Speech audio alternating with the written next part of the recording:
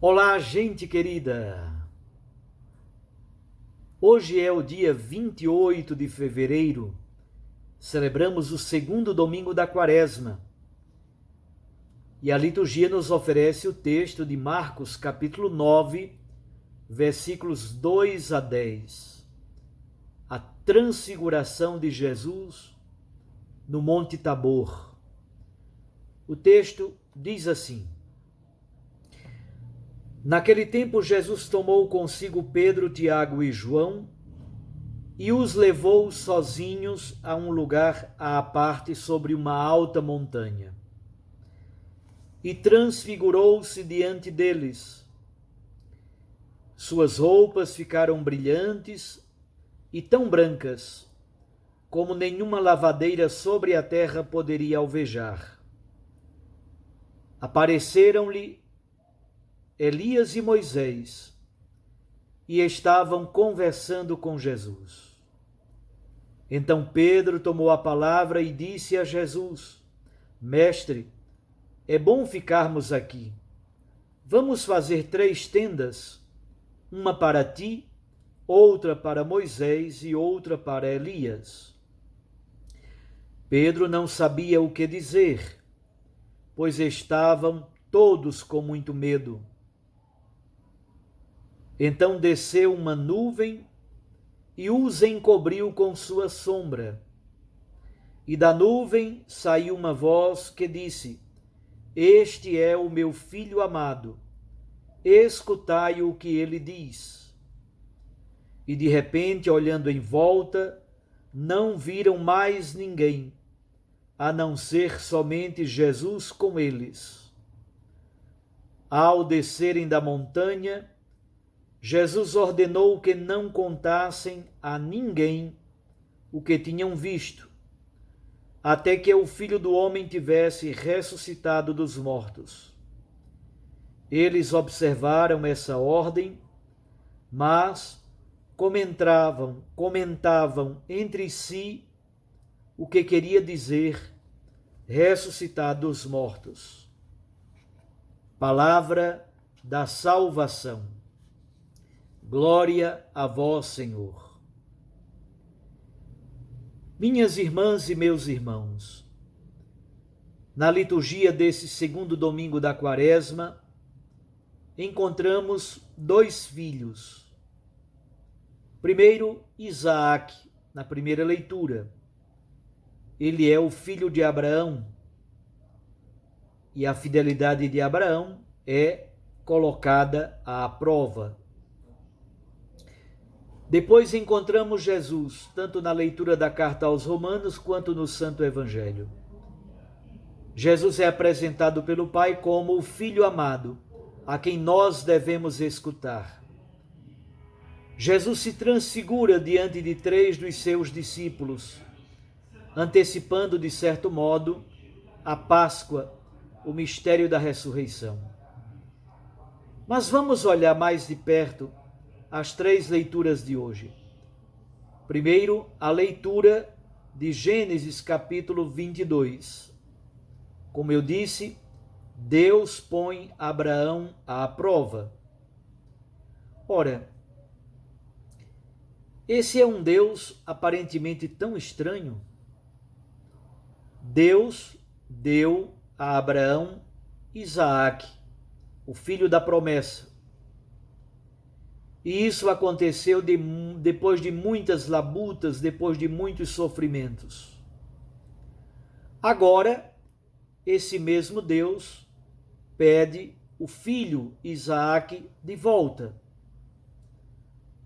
Nas narrativas patriarcais e também para toda a espiritualidade de Israel, essa cena se torna um modelo, um paradigma.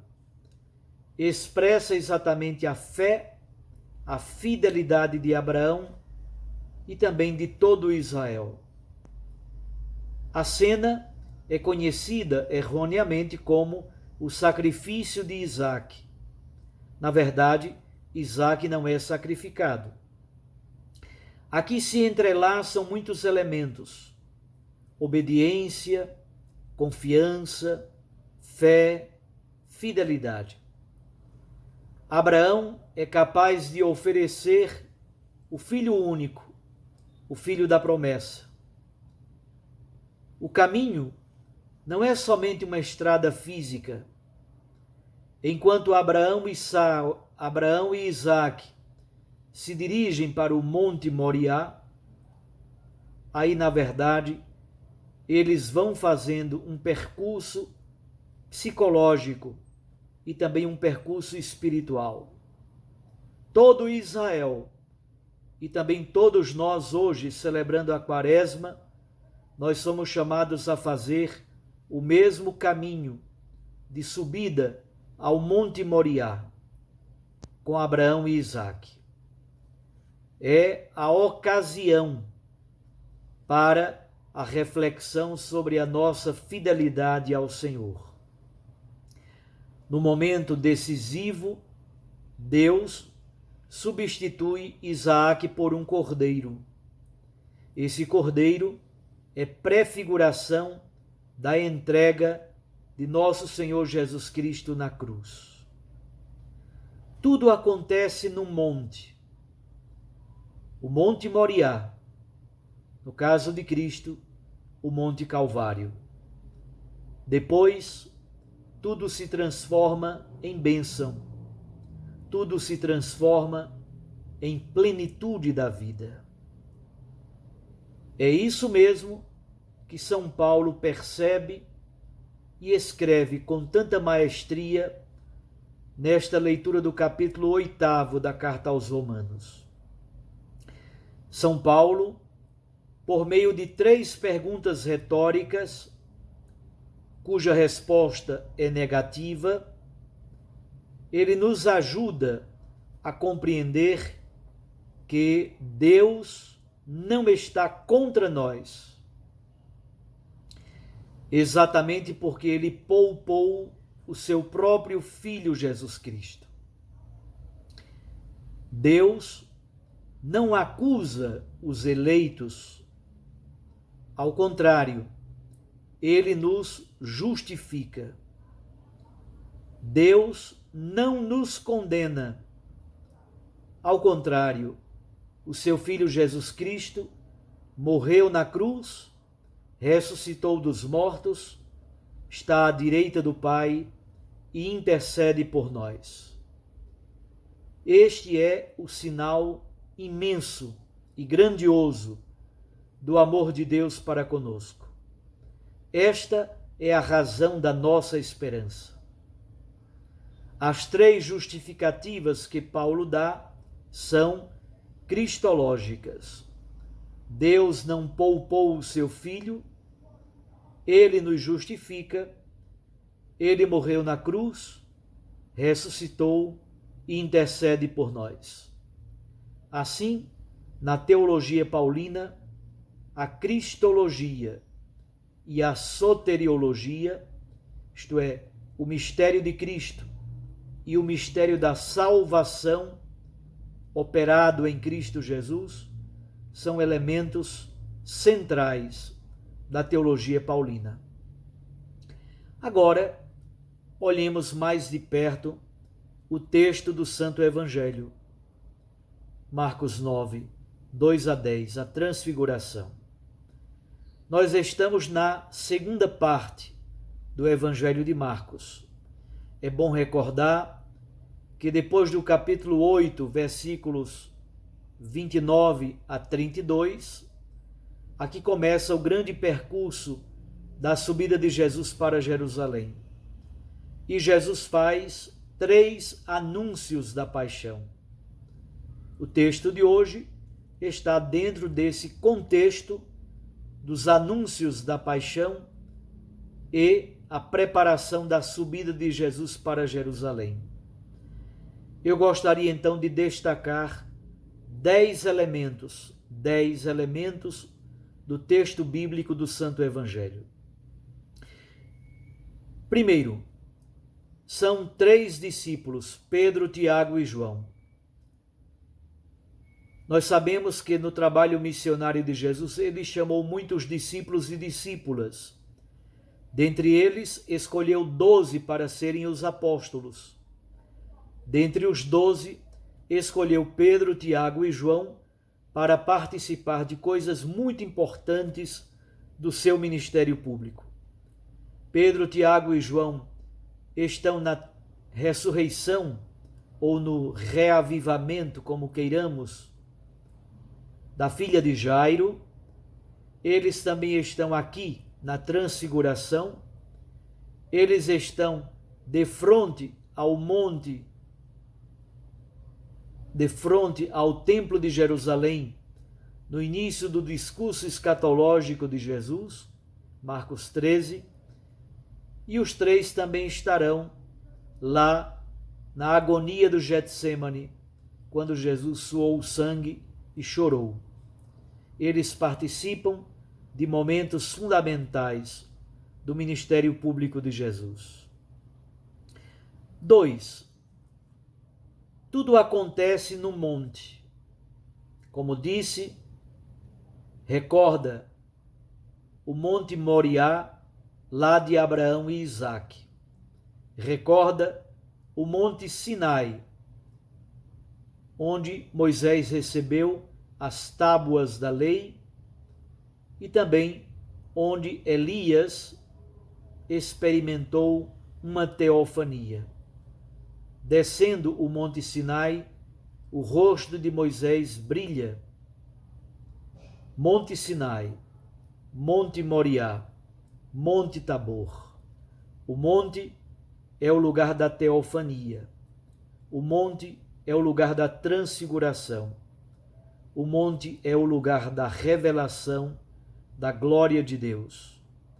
E aqui se misturam uma visão, a escuta de uma mensagem, uma experiência de êxtase. 3. A transfiguração. O que aconteceu nesse processo de transfiguração? Nós não sabemos explicar ao certo. Assim como no Antigo Testamento brilhou o rosto de Moisés, agora brilha todo o corpo de Jesus. É uma experiência de teofania, é uma experiência de revelação, é uma experiência de êxtase. Revela-se a glória da divindade. 4. As roupas de Jesus que brilham. Na Bíblia Sagrada, as roupas simbolizam a identidade, a personalidade. É um modo de dizer que todo o seu ser se transfigura. 5. Elias e Moisés. Elias simboliza os profetas, Moisés simboliza o Pentateuco, isto é, o Antigo Testamento inteiro. Elias e Moisés simbolizam e sintetizam o cumprimento das promessas do Antigo Testamento. Finalmente, as promessas se cumpriram. Elias e Moisés são testemunhas desse momento grandioso no ministério de Jesus e na vida da própria igreja. 6. Aquilo que Pedro diz, é bom ficarmos aqui. Ali naquele monte, a tradição diz que foi no Monte Tabor. De fato, quando se faz peregrinação a Israel, geralmente se visita o Monte Tabor, onde há um mosteiro, o ambiente da transfiguração. É um lugar extremamente aprazível, agradável, longe dos conflitos, longe das dificuldades. Por isso, o desejo de armar 3 tendas. É bom permanecer na montanha, na glória do Senhor. 7. A nuvem. Obviamente, quando nós ouvimos a palavra nuvem, logo lembramos do Êxodo. A nuvem que foi escuridão para os egípcios e foi luminosidade para guiar o povo hebreu pelo deserto. A nuvem é sinal da teofania, é sinal da manifestação de Deus. Sobre Maria Santíssima repousa também a sombra do Altíssimo. Deus se revela. Lá no Antigo Testamento, a nuvem é um sinal grandioso da teofania, do poder de Deus, da manifestação do nosso Senhor. 8. A voz que vem do céu, que diz: Este é o meu Filho amado, escutai o que ele diz. Esta mesma voz do Pai já havia se revelado no batismo. Mas é bom lembrar que o Evangelho de Marcos, no primeiro versículo, o título do Evangelho de Marcos já diz: esse é o Evangelho de Jesus, que é o Messias, o Filho de Deus. Todo o Evangelho de Marcos será a primeira parte para revelar como Jesus é o Messias, a segunda parte para revelar que ele é o Messias crucificado, o Filho de Deus. Isso também será reconhecido pelo centurião romano. É bom recordar que o Evangelho de Marcos foi escrito em Roma para cristãos de Roma provindos do paganismo. Assim, paradigmaticamente, um centurião romano, lá no capítulo 15, versículo 39, ele reconhece verdadeiramente Jesus na cruz é o Filho de Deus. Assim se revela plenamente a identidade do Filho. Ele, que já foi antecipado prefigurativamente por Isaac, agora é plenamente revelado pela voz do Pai. Este é o meu Filho amado. No batismo, na transfiguração ou na cruz, Jesus é revelado pelo Pai como o Filho amado. 9. Eles desceram da montanha. Lá embaixo, na planície, estão os desafios, está a vida concreta e cotidiana. É preciso subir a montanha de vez em quando para experimentar a glória de Deus. A escuta da palavra, uma vida autêntica de oração, a Santíssima Eucaristia, o poder da caridade operosa e generosa, tudo isso é um subir a montanha para perceber a revelação do rosto do Pai.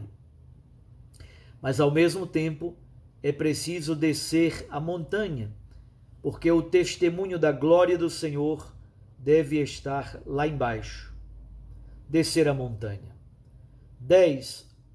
A proibição de não contar nada a ninguém até a ressurreição. É o chamado segredo messiânico. O silêncio que é imposto tem um limite até a ressurreição. Isto é, Pedro, Tiago e João são o início do testemunho posterior da igreja. O que esse texto revela para nós? Revela como percurso quaresmal que conduz à Páscoa da ressurreição, revela a antecipação da glória pascal, a vitória de Cristo sobre o pecado e a morte. Revela, com a presença de Moisés e Elias, o cumprimento de todas as promessas do Antigo Testamento, mas revela também, com a presença de Pedro, Tiago e João, que a igreja precisa ser testemunha do ressuscitado, testemunha da Páscoa. Para isso é preciso subir a montanha na experiência da glória, para descer a montanha e testemunhar Jesus.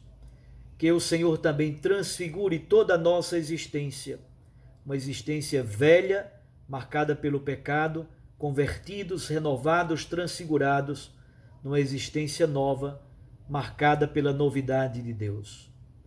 Um abraço a você, eu os abençoo, em nome do Pai, e do Filho, e do Espírito Santo. Amém. Até amanhã, se Deus assim nos permitir.